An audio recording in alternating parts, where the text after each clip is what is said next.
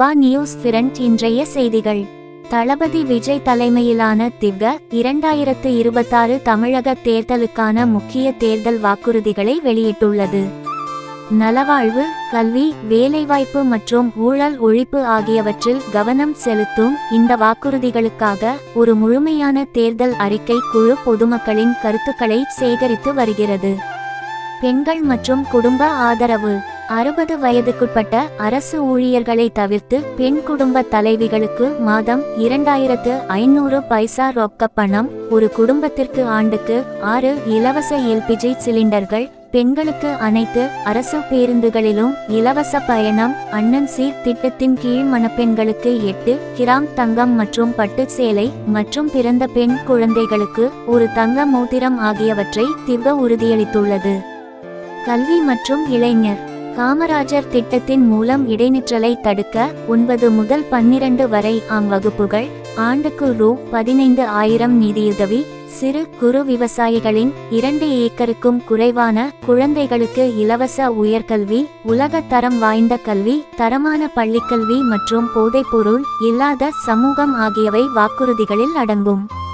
வேளாண்மை மற்றும் பொருளாதாரம். பயிர்க்கடன் தள்ளுபடி, விவசாயிகளின் பிள்ளைகளுக்கு இலவச உயர்கல்வி, நிலையான குடும்ப வருமானம், ஒரு குடும்பத்திற்கு 2 சக்கர வாகனம், வீடு, சமத்துவத்துடன் கூடிய கண்ணியமான வேலைகள், வேலைவாய்ப்பு உருவாக்கம் மற்றும் கடனில்லா வளமான வாழ்க்கை ஆகியவற்றை வழங்குகிறது.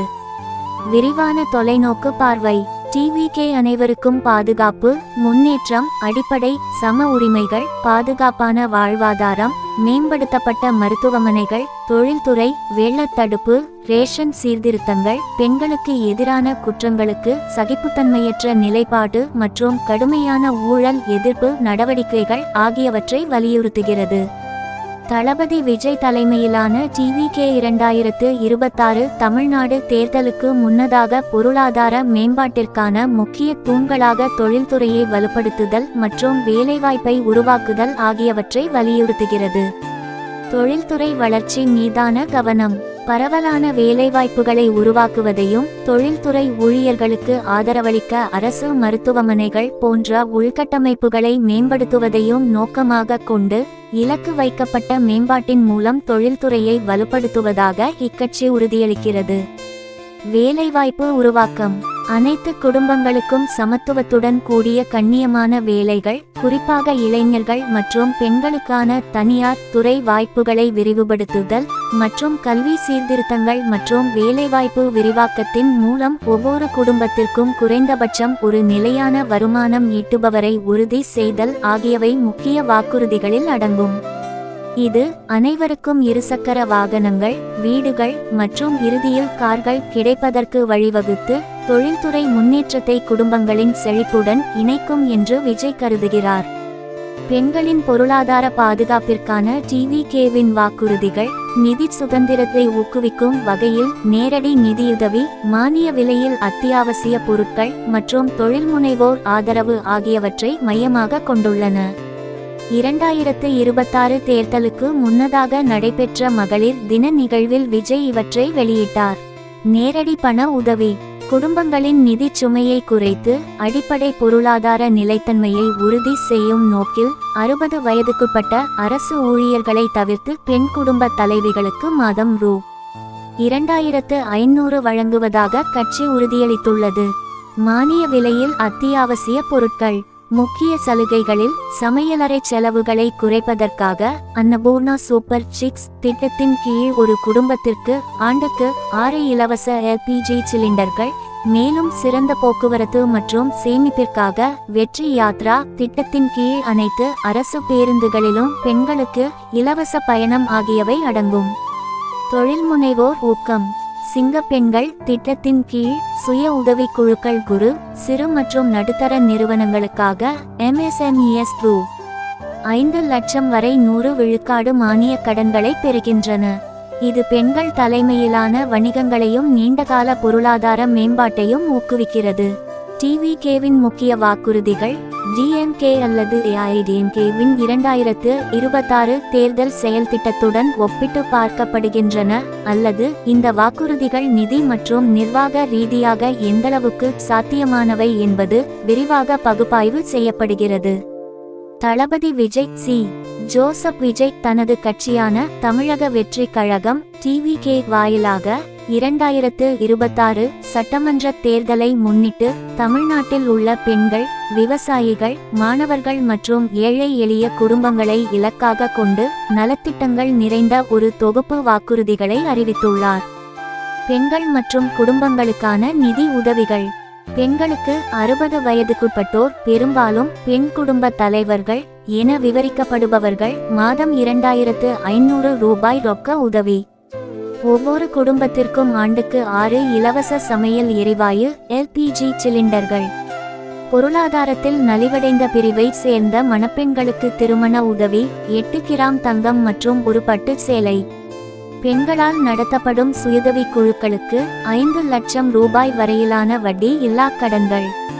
கல்வி மற்றும் குழந்தைகள் சார்ந்த உதவிகள். அரசு மற்றும் அரசு உதவி பெறும் பள்ளிகளில் மாணவர்கள் இடைநிற்பதை தடுக்கும் வகையில் தாய்மார்கள் அல்லது பாதுகாவலர்களுக்கு ஆண்டுக்கு 15,000 ரூபாய் உதவித்தொகை. மாணவர்களுக்கு 20 லட்சம் ரூபாய் வரையிலான உயர்கல்வி கடன்கள். முன்னாள் முதலமைச்சர் கே. காமராஜர் பெயரில் 100 சிறப்பு உண்டுரை பள்ளிகள் ரெசிடென்ஷியல் ஸ்கூல்ஸ் அமைக்கப்படும். விவசாயிகள் மற்றும் தொழிலாளர்களுக்கான உதவிகள். 5 ஏக்கருக்கும் குறைவாக நிலம் வைத்திருக்கும் விவசாயிகளின் கூட்டுறவு சங்கங்களில் பெற்ற பயிர் கடன்கள் முழுமையாக தள்ளுபடி செய்யப்படும். குறைந்தபட்ச ஆதரவு விலை எம்எஸ்பி பாணியிலான ஆதரவு நெல்லுக்கு ஒரு குவிண்டாலுக்கு 3500 ரூபாய் மற்றும் கரும்புக்கு ஒரு டன்னுக்கு 4500 ரூபாய். அரசு ஊழியர்கள் மற்றும் பிற நலிவடைந்த பிரிவை சேர்ந்த தொழிலாளர்களுக்கான மேம்படுத்தப்பட்ட நலத்திட்டங்கள் மற்றும் வேலைவாய்ப்பு சார்ந்த வாக்குறுதிகள். விவரங்கள் அறிக்கைக்கு அறிக்கை மாறுபடுகின்றன. சுகாதாரம் மற்றும் பாதுகாப்பு சார்ந்த உதவி நடவடிக்கைகள். ஒரு குடும்பத்திற்கு 25 லட்சம் ரூபாய் வரையிலான மருத்துவ காப்பீட்டு வசதி. புதிய நவீன மருத்துவமனைகள் மற்றும் ஆண்டுதோறும் இலவச மருத்துவ பரிசோதனைகள். பெண்களுக்கு பொது போக்குவரத்தில் வெற்றி பயணம் பாணியிலான இலவச பயண வசதி. அத்துடன் பொது போக்குவரத்து வாகனங்களில் பெண்களின் பாதுகாப்பிற்காக சிறப்பு பாதுகாப்பு குழுக்கள் மற்றும் அவசர உதவி பொத்தான் பேனிக் பட்டன் அமைப்புகள்.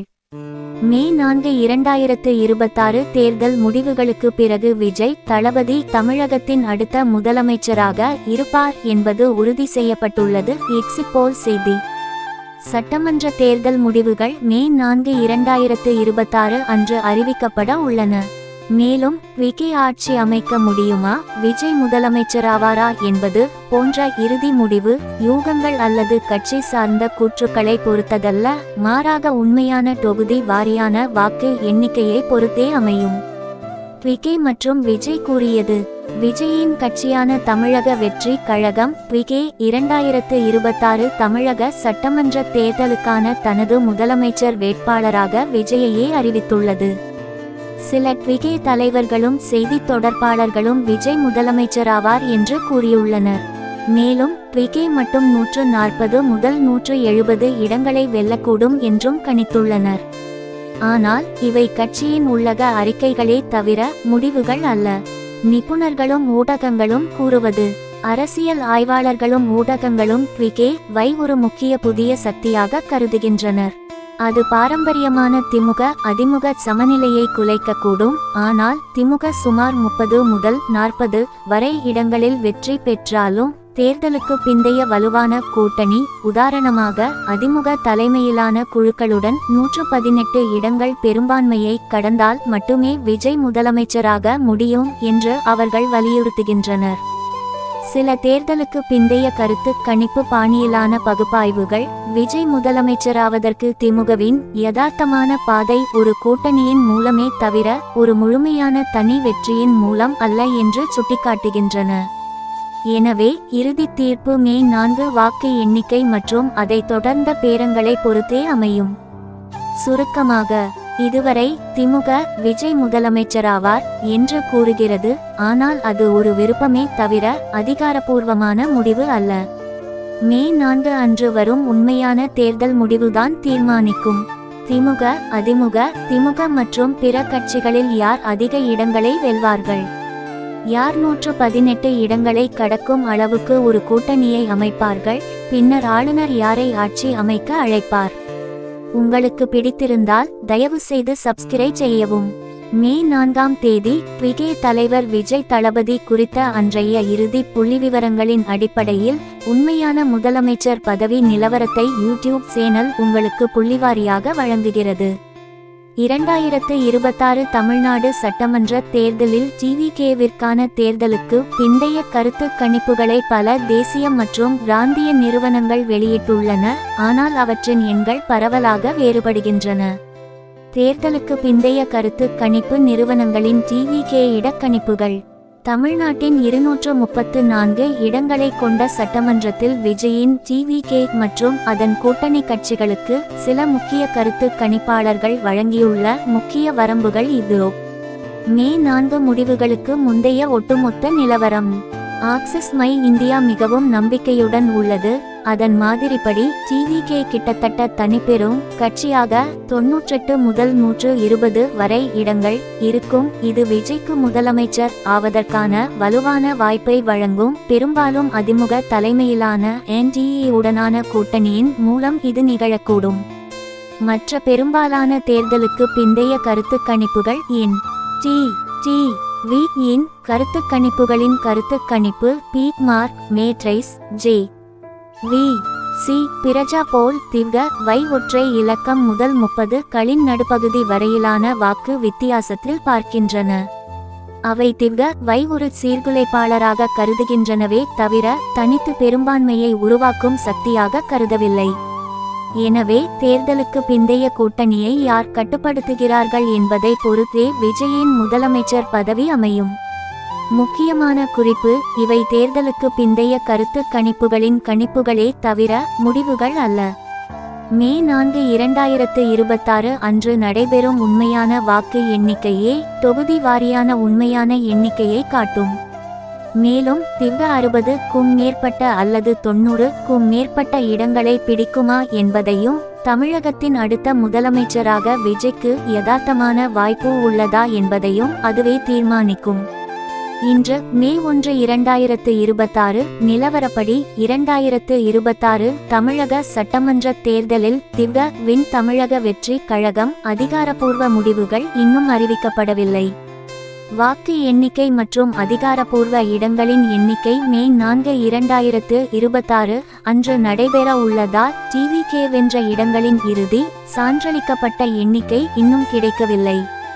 இதுவரை அறியப்பட்டவை: தமிழ்நாட்டில் உள்ள அனைத்து 234 சட்டமன்ற தொகுதிகளுக்கும் வாக்காளர்கள் ஏப்ரல் 23, 2026 அன்று வாக்களித்தனர். பல ஊடகங்களும் கருத்து கணிப்பாளர்களும் டிவிகேக்கான தேர்தலுக்கு பிந்தைய கருத்து கணிப்புகளை வெளியிட்டுள்ளன. தோராயமாக ஒற்றை இலக்க இடங்கள் முதல் சில மாதிரிகளில் 100க்கும் மேற்பட்ட இடங்கள் வரை. ஆனால் இவை அதிகாரப்பூர்வ முடிவுகள் அல்ல. டிவிகேயின் அதிகாரப்பூர்வ முடிவை நீங்கள் எவ்வாறு கண்காணிக்கலாம்? மே 4 அன்று வாக்கு எண்ணிக்கை தொடங்கியதும் நீங்கள் சரிபார்க்கலாம். இந்திய தேர்தல் ஆணையத்தின் தமிழ்நாடு முடிவுகள் பக்கம் இறுதி இடவாரியான எண்களுக்கு NDTV, தி இந்து, இந்தியா டுடே அல்லது தி நியூ இந்தியன் எக்ஸ்பிரஸ் போன்ற முக்கிய செய்தி இணையதளங்கள் டிவிகேயின் இடங்களின் எண்ணிக்கை உட்பட உடனுக்குடன் புதுப்பிக்கப்பட்ட அதிகாரப்பூர்வ முடிவுகளை வெளியிடுகின்றன.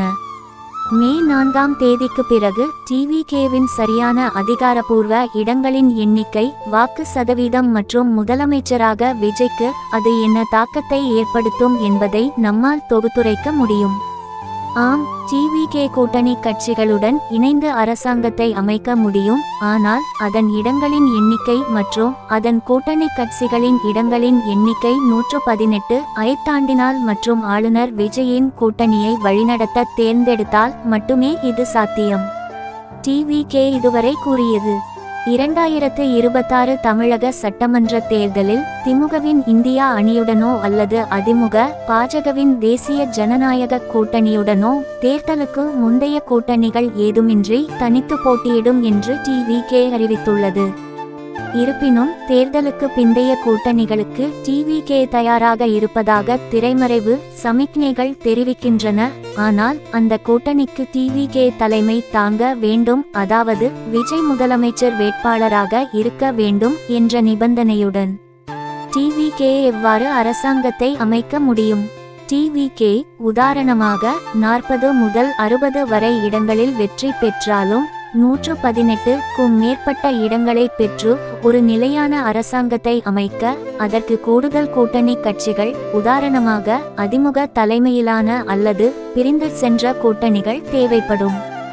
மதவாத சக்திகளுக்கு எதிரான டிவிகேவின் சித்தாந்த ரீதியான சிவப்பு கோடு நேரடி பாஜக டிவிகே கூட்டணியை நிராகரிக்கிறது என்று ஆய்வுகள் தெரிவிக்கின்றன. இது அதன் வாய்ப்புகளை குறைத்தாலும் முக்கியமாக மதச்சார்பற்ற அல்லது திராவிட சார்பு கட்சிகளுக்கு கதவுகளை திறந்து வைக்கிறது. நிஜ உலக கட்டுப்பாடுகள். முக்கிய கட்சிகள் திமுக மற்றும் அதிமுக எந்தவொரு கூட்டணிக்கும் டிவிகேவை தலைவராக ஏற்க தயங்குகின்றன. இது தேர்தலுக்கு பிந்தைய முறையான கூட்டணியை அமைப்பதை சிக்கலாக்குகிறது. டிவிகே உண்மையில் அரசாங்கத்தை அமைக்க அதற்கு வெறும் பலம் மட்டும் போதாது, பின்வருவனவும் தேவைப்படும். டிவிகே தலைமையை ஏற்க தயாராக இருக்கும் ஒரு விருப்பமுள்ள கூட்டாளி அல்லது ஒரு சிறிய அணி. மே 4 வாக்கு எண்ணிக்கைக்கு பிறகு சட்டமன்றத்தில் ஒரு தெளிவான நிலையான பெரும்பான்மை. எனவே கோட்பாட்டளவில் டிவிகே கூட்டணி கட்சிகளுடன் அரசாங்கத்தை அமைக்க முடியும். அது உண்மையில் நடக்குமா என்பது மே 4 அன்று டிவிகே எத்தனை இடங்களை வெல்கிறது என்பதையும் விஜயை முதலமைச்சராக ஏற்க மற்ற கட்சிகளின் அரசியல் நெகிழ்வுத்தன்மையையும் பொறுத்தது. பாஜகவை ஒரு சித்தாந்த எதிரியாக கருதுவதாலும் ஒரு தனித்துவமான திராவிட பாணியிலான தமிழ் மைய பிம்பத்தை நிலைநிறுத்த விரும்புவதாலும் பாஜகவுடனான கூட்டணியை மறுக்கிறது. சித்தாந்த எதிர்ப்பு. விஜய் உட்பட திவ்க தலைவர்கள் பாஜகவை மீண்டும் மீண்டும் சித்தாந்த எதிரி என்று அழைத்ததோடு மதவாத சக்திகளுடன் ஒருபோதும் கூட்டணி வைக்க மாட்டோம் என்றும் சூளுரைத்து தங்கள் கட்சியை தமிழ் மைய மற்றும் மதச்சார்பற்ற அரசியலுக்கு எதிரானதாக சித்தரித்துள்ளனர். மதுரையில் நடந்த அதன் பெரிய மாநாட்டில் விஜய் திமுகவை பிரதான அரசியல் போட்டியாளராகவும் பாஜகவை பிரதான சித்தாந்த எதிரியாகவும் முத்திரை குத்தினார். இதுவே கட்சியின் முக்கிய நிலைப்பாடாக மாறியது. அழுத்தம் மற்றும் பிம்ப மேலாண்மை. சிபிஐ பாணியிலான விசாரணைகள் மற்றும் திரைப்படம் தொடர்பான தடைகள் உட்பட பாஜக விஜய் மீது அரசியல் மற்றும் நிறுவன ரீதியான அழுத்தத்தை பிரயோகித்ததாக திவ்க கூறுகிறது. இது அதன் பாஜகவுடன் கூட்டணி இல்லை என்ற நிலைப்பாட்டை மேலும் வலுப்படுத்தி தமிழ்நாட்டில் பாஜக எதிர்ப்பு இயக்கத்தின் சின்னமாக அதை மாற்றியது.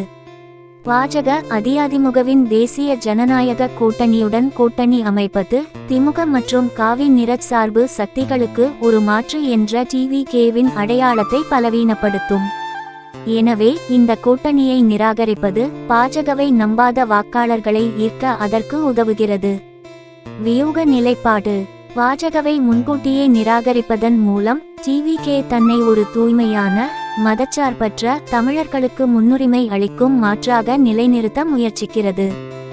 இதன் மூலம் மே 4க்கு பிறகு அது ஒரு வலிமையான தலைவனாக அல்லது தலைவனை உருவாக்குபவனாக உருவெடுத்தால் மற்ற பாஜக அல்லாத குழுக்களுடன் பிரிந்து சென்றவர்கள் அல்லது சிறிய கட்சிகள் உட்பட பேச்சுவார்த்தை நடத்த முடியும்.